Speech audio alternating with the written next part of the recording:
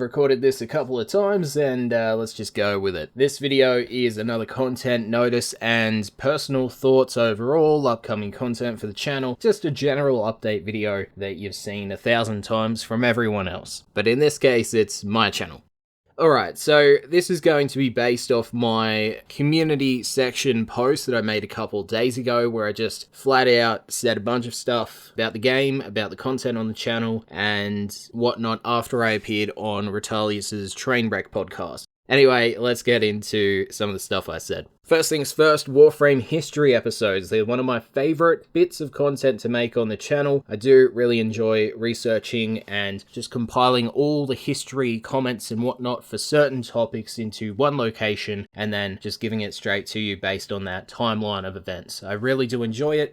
And you know what, the past couple of uploads, those being the Hydroid Prime trailer now and the Third Orb Mother as well as some of the past ones last year, have made me really want to do the shorter ones more than these big controversial topics because, well, they kill the drive to make more just because of how eye-opening it is when it comes to Warframe and feedback and all of that. So there's a little insight into that. Now I do have a number of those big topic videos on my list to make for Warframe History, but as I said, might do a couple more ones and then go back to the big ones. At the moment, in February and March, I was working on a Venkra and Sprague field boss archive video that turned into a Warframe History video for Operation Gatecrash and the introduction of those field boss enemies. So expect that whenever those two characters get updated with their new design and whatnot, because yeah, I started working on that and then I realized I wanted to add more, and then eventually it led to me finding out I did not have all the sources for that video because I'm still looking for a Operation Gatecrash third place Operation trophy, which is the bronze one. I found a gold and silver versions, but that third place trophy for the third place clans I have yet to see on the internet in picture form. So if anyone has that, I would appreciate a copy of that. If you don't, no problem, I'll just upload the video without the third place trophy, but of course I will mention it. Just for some reason, no one's ever uploaded that third place trophy to the internet, so gotta ask around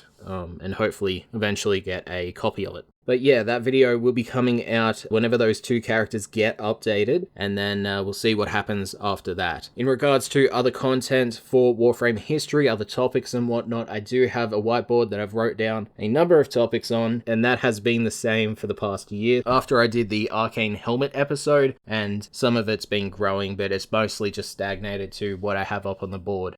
I'm going to share those topics with you now if you want to comment on which one you would like to see the most, because I'd like some drive based on some community comments and whatnot if you're still watching. I do have the Ignis Day and Ember Deluxe skin situation. It won't be going over all of the stuff with that, basically just an outline of why we never got the Ember Deluxe skin that looks awesome and why we got the one that we have now, which in certain color settings does look awesome as well. There's also coptering and the stamina system before those were changed to their new updated systems, founder packs, founder recognition, Excalibur Prime and all that stuff. Melee 2.0, which I don't think I'll do now based on my archive videos of all that stuff. Prime Access, the history of that, as well as Prime Accessories with a Jim Sterling and situation around that. Oxium and General and how acquisition of that has changed over time. Dark Sectors, Void Keys and the Tower system. The Solar Rail conflicts and stuff like that. Charity donations, I've had that on the board since the start. Excavation changes with DE Glenn and some stuff around that. Barrow bans, chat moderation, Noob Showtech and RevX Dev, the Semlar takedown, and Riven Mafia situation. So those are the topics. In regards to the chat moderation topic, I'll probably take that off the board just because the Retalius vs DE videos, they're the most viewed in this playlist for Warframe History, but they took a lot of mental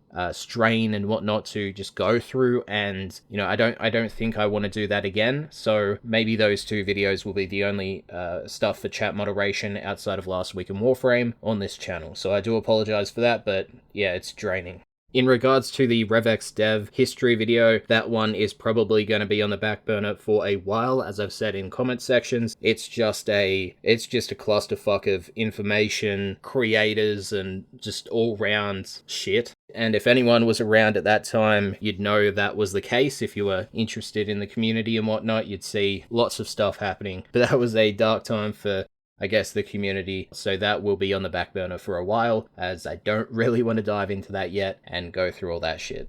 And then lastly, in regards to this Warframe history stuff, Noob Showtech, the only thing I want to do in regards to this is just, cover what happened to him, why was he banned, and if I get the go-ahead to show the footage that got him banned in his video from DE, if it's still eligible to cover and upload, I'll do that video, but if it's not, we'll see what happens. I just want to make a video that kind of documents the banning of one of Warframe's partners that really helped a lot of people, so there's that. Now, if you do have any other topics for Warframe history, comment section, I would appreciate it. I've added more to the list, but that's just up on my whiteboard. Next up on the list, I was on Retaliatory's Trainwreck podcast. I did share some opinions on the game. Usually I don't do that on the channel, and when I do, it's about serious topics and whatnot, and I try to do it the best that I can. And then we come to this podcast. Now, I am not good with conversation. I am not generally good at just replying to stuff without it sounding completely incoherent. So this podcast was a learning experience for me, and I'm very glad that I got to be on there and invited on by Retalius, but I don't think I did the best justice for my channel and the usual way that I conduct stuff from this channel. So I do apologize if you are looking for a more, controlled, kind of professional response to some of this stuff. And I really think I conveyed stuff in a rambling way, frustration, and just, being an idiot and just forgetting stuff. So I do apologize for that in that regard, but it was a learning experience. Learning about how to go about this type of stuff. If you've been with the channel for a while, you know that this is basically a personal development process for me. I never used to talk a lot, and when I did, it was not fast or very intelligently, I guess. And if you go back to old videos, you really notice that, where I talk real slow. And, it's not to the level that it is now. So with that in mind, I do want to say thank you to everyone that has watched the channel and continued to support the channel up to this point, because you guys have really helped me develop myself and just talking and getting out there and whatnot. I just really appreciate you guys helping me with that. And apologies if, once again, going on that podcast and saying what I said and sharing those opinions in the way that I did. I do have those frustrations with the game. It's just I could have conveyed that a lot better than I did. But moving on with this community post and stuff, my opinions, like usual, just will remain to myself when covering patch notes and topics in video form, unless, of course, it's a serious topic, it's a topic I wish to talk about, like now, or I have a topic that I want to release a single video on, like an operation, or, of course, I will share the opinions and update you on if DE released information that is inaccurate, or if it doesn't convey the truth or reality of what occurred around it. Similar to changes that should be changes, but are hidden within the fixes and whatnot, so that's been a reoccurring thing for the channel for a while, so I'll continue to do that. Next up is the state of the channel. Now, I think it's doing pretty fine based on how the game's going and, of course, the world. But, of course, I would like to thank everyone who continues to watch and listen and, just stays up to date with the channel and everything that I try to do here. I do want to kind of talk about my community post about the Old Blood, because I kind of came to this epiphany after I was on Retalius's podcast, where I brought up my comment about the single-handedly killed my will to play Warframe comment I made about the Old Blood. So I just want to talk about that for a bit. The Old Blood, for me, it was, thinking about it now, that was really the main bit of content that I would be playing for the foreseeable future, because I decided well beforehand that I wasn't going to enjoy Railjack just because of what it is. So for me, it was, for it to release as it was, for it to be what it wasn't the best, because then I would, have nothing to do because there's Railjack. And focus on Railjack in general. So that is why I'm very much looking forward to Deadlock Protocol, the Corpus ship remaster and whatnot. I'm really looking forward to just having a good update, a traditional update, rather than something big, the next big thing and whatnot. I'm just really looking forward to something simple that follows the normal gameplay of Warframe. I should note that gameplay-wise, I have no further opinions about Railjack or Scarlet Spear outside of the scoring system is needlessly complicated at the start, the way they've done it. Now, I still don't think I would return to it. I said 2 weeks on Twitter that I may get back to it, but I think I'll just pass on the whole operation in general. A bit of an editor's note once again, I think if the operation had more variation in regards to the ground assault, I think it would be better, or at least less tedious and repetitive. Maybe if they rerun the event or use the mechanics for this event in another operation and game type, there's some more variation there, similar to how they did Operation Buried Debts, where it was pretty static until after it was done, where they then got more burps and variation to what happened. So maybe we'll see that in the future, but the way it is in game now with the operation just doesn't feel fun to me. Now, I have said on Reddit, I think it was, that I'm looking forward to the sentient tile set if that ever becomes a star chart node. I would much appreciate a star chart node because, as I said before, I don't want to play Railjack just to get to a bit of content that in previous years would be available from the star chart. That's just not how I am looking forward to stuff. In regards to liches, I do think they're in a pretty good state right now. I did return it one night because I was just incredibly bored and I smashed out a few. I got the Brahma and 2 other weapons, can't really remember what they were, but I got them and played it. I think that's the only way I'm going to return to liches, just like when I'm incredibly bored, have nothing left to do, no other games to play or don't really feel like playing other games, I'll just go and do a lich, but yeah, it's just not something I want to engage in consistently and week by week or whatever. Also, in regards to Railjack, the command intrinsic still has no ETA or new information about it. You know, there is, of course, working from home that DE are doing, so there's a lot of stuff they got to do this year, and I don't envy their position right now. Seeing as 2019 was, well, 2019, and now they got to recover, but they're doing it at a disadvantage. So on some level, I feel for them, but they did build this cage for them, so they have to try get out. There's that.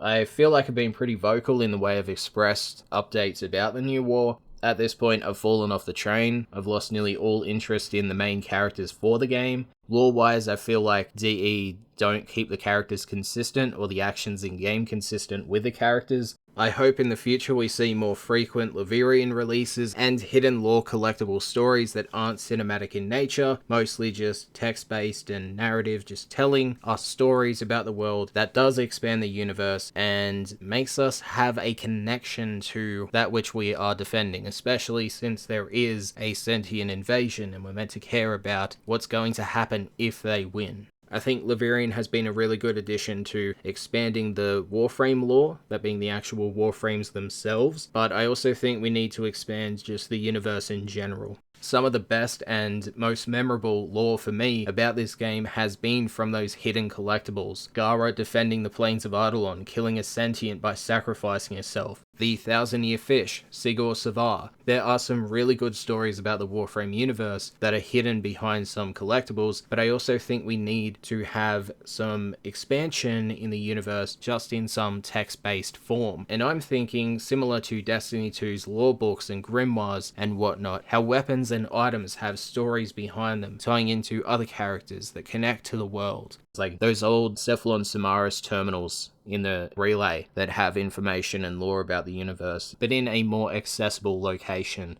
that, you know, builds this world. There really has to be this cohesion so we actually care about what's going on in the universe, and we need that more frequently. I also feel like characters in the game need more depth and need to be consistent with how they have previously been conveyed. People have brought up Sargis Ruck with Operation Scarlet Spear. There's a lot, but characters need depth to them and to be more consistent. Like, this universe has so much potential. In regards to Nightwave, getting to the end of this video now, Nightwave's Nightwave. Series 1 wasn't anything special and tied to the gameplay aspect of Series 1 and the lack of changes and fixes in regards to feedback due to how they launched it and how they went about it.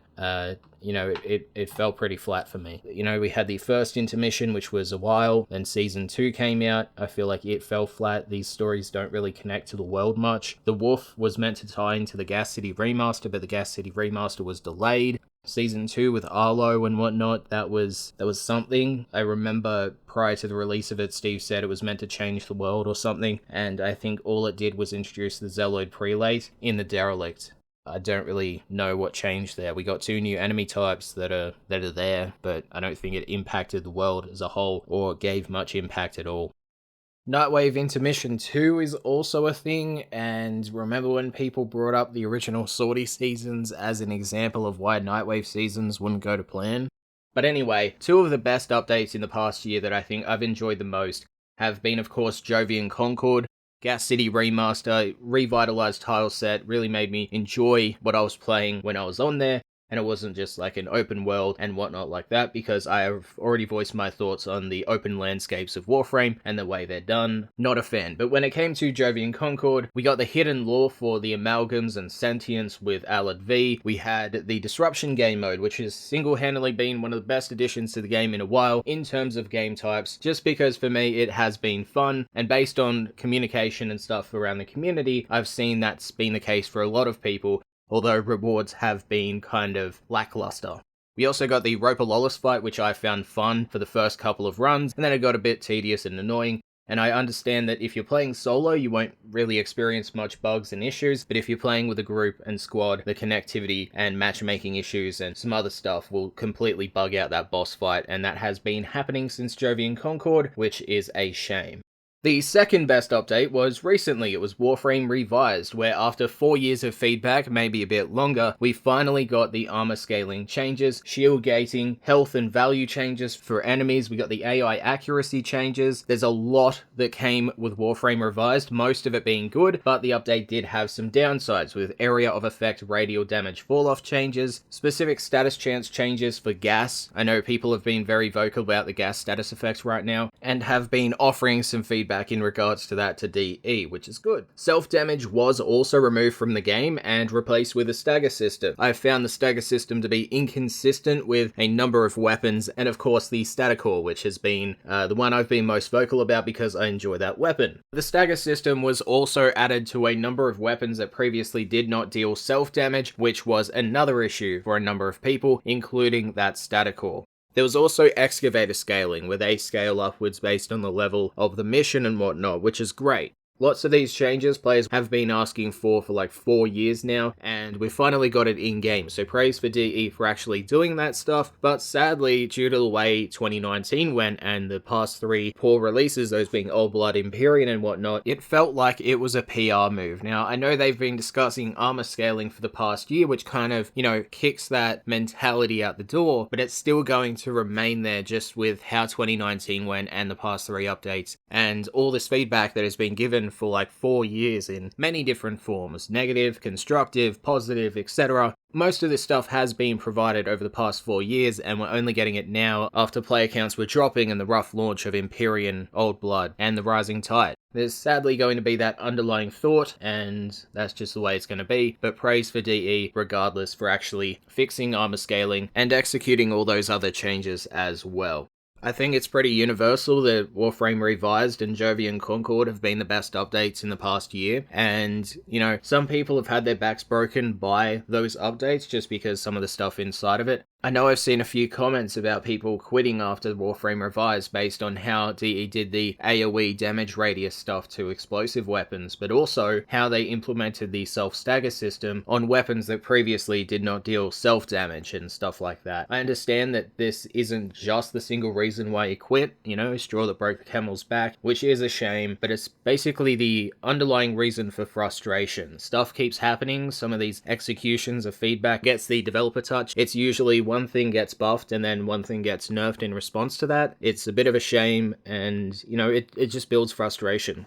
And I think it also comes across like the devs don't really understand why stuff is being used or why things are going the way they're going when they just nerf it like they do. I think I saw it the best with the catch moon. They just brought up the usage graph and then they nerfed it based on that, which is, it was used a lot, but there was a lot of conversation about why it was used a lot by people who used it. And it was very constructive from what I saw, maybe not in some places, but I think in the future, DE kind of needs to give better reasoning and explanation to some of the changes they do. And when they do that, they have to make sure that's in the patch notes, so it's there, it's available where the change occurred. Because if it's not, and it's in a dev stream after the fact, I think it's just going to build more frustration. When they do changes that are hidden in the fixes of the patch notes, I think instead of doing that, communicate with us, make it a change, and if you didn't know it was in the game before, maybe, check that stuff beforehand. Because eventually, if this keeps continuing like it previously has, you're going to reach another point where we get another loot nerf, we're going to get another Cora Venari fix and stuff, and the outrage from that. It's just going to keep happening again, and I think you need to kind of reevaluate how some of the stuff gets posted in the patch notes. Now, to conclude this video, I made two major posts that I feel like kind of highlighting. One I made in response to Retalius' latest video, where I kind of went on a rant just listing a bunch of stuff. But I did end up deleting that comment, but I still have it saved on my computer, so I might just go over that a little bit. But the first one I want to go over is in response to one of the viewers of this channel on my community post, where he said, "But I can't help but wonder, while negativity is typically a necessity to help developing games improve, I wonder what exactly makes Warframe a target for being almost purely thrashed." The comment goes on, but he's just kind of commenting on observations and whatnot, and I said the following, which I feel like is pretty coherent. I did make it when I was about to go to bed, and yeah, I feel like it's coherent enough to share here, so if you want to talk about it, or anything else I said in this video, comment section like usual. I'm going to say some stupid shit from time to time, but this comment really is just based on my own observation of the current stuff with the community over the past couple of years and whatnot, so this is what I said. Warframe is in a weird state, where DE has tried to cover all grounds with different systems, gameplay, etc. This results in many different thoughts on the game. You can see this when talking about balance versus power fantasy, and other such topics. The community I've found is really divided, and that's because of the direction DE has chosen to go. Take Railjack as an example. It is now DE's second attempt at adding space combat to Warframe, and yet it doesn't play like and isn't linked to the main game yet, adding here like it was shown. If I recall correctly, players experienced this before with Arkwing, and the feedback then can be applied again today for Railjack. There are a load of people that enjoy Railjack and others that don't. Because of this divide, we see one part of the game get development while the other sits and waits for development time. And this is another case where it breeds frustration, because it keeps happening over and over again. With each new update, we see another system abandoned as they focus on that new update. I can say without a doubt, DE lost a lot of good faith in 2019 due to a whole list of reasons, and we're seeing the fallout of that now with how volatile and harsh the community has become. It is also important to note that this shift and volatility isn't just from 2019's actions and releases, as from my experience and observation, it's been building up for years with poor release dates that have been worse than previously experienced and poor decisions. Couple that with a number of bad content layouts with mundane grind. Simply put, recent experiences have been the straw that broke the camel's back for a large number of veterans and players, and that can be from any number of reasons. Two great examples of a past poor release, I'm adding the second one in now, was Sanctuary Onslaught and the month that followed. Sure, it's in a good state now, but impressions, those being the first on a bad release, launch states and content, is not easily changed, especially if it continues to happen, which by DE's own admission, in a recent primetime and forum post, the past 3 major updates have been. That second one, by the way, would be the Plains of Eidolon. It was buggy at launch, which is as to kind of be expected since it was one of the first big things that DE stepped for, but for the most part, it was a pretty bad experience. Now there's a lot to decode, explain, and explore as to why DE gets the level of flack they do, especially nowadays. Fault falls on the community and on the devs, but as I said, reoccurring problems that the community has already discussed and given feedback on being executed again, and not to mention major changes in how preview content is released, doesn't help calm the ongoing storm. In editing up the audio, I just want to add, of course, there's the major observation and feedback from the community, that being management. There's also that they spread themselves thin, they're overambitious, and whatnot. To add to that based on my list, 2019 was really bad. The Universal Medallion situation, Melee 3.0, although this is positive for some people, negative for some others, Itzel Nerf and Universal Blink, Nightwave in general, the roadmap in general, and DE's release windows for that, the new war being Christmas 2019 and then following up by saying it's a war, mod drop chance boosters, buried debts and ephemeras, Hildren and Grendel acquisition, operation exploits, changes hidden as fixes in the patch notes, loot frame combination nerfs, and then the silence that followed, chat moderation, the old blood in general, and Steve's comments on dev streams after, and just the general focus on moving to Empyrean, the Empyrean launch, Railjack crafting, and then TennoCon vs reality.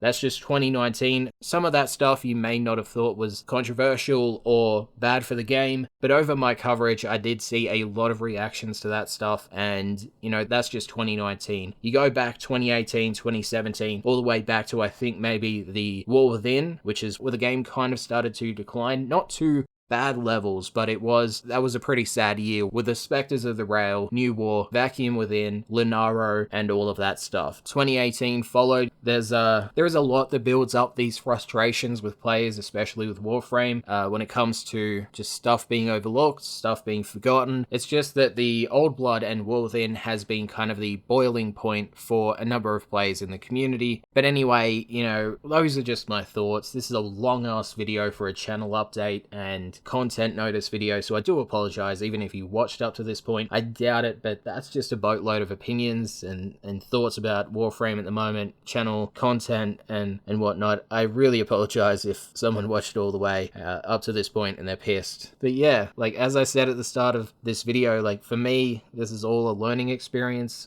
Trying to articulate my opinions and thoughts about the game without being overly negative. And I'm trying to be positive, I'm trying to have hope, but as I said in my community post, I only really have hope for the Deadlock Protocol at this point, and that's just me. I think the frustration recently has come from just repeated events. As I said, things keep repeating, and it doesn't seem like DE are learning, or at least remembering what they've said in the past and how they've gone about things in the past.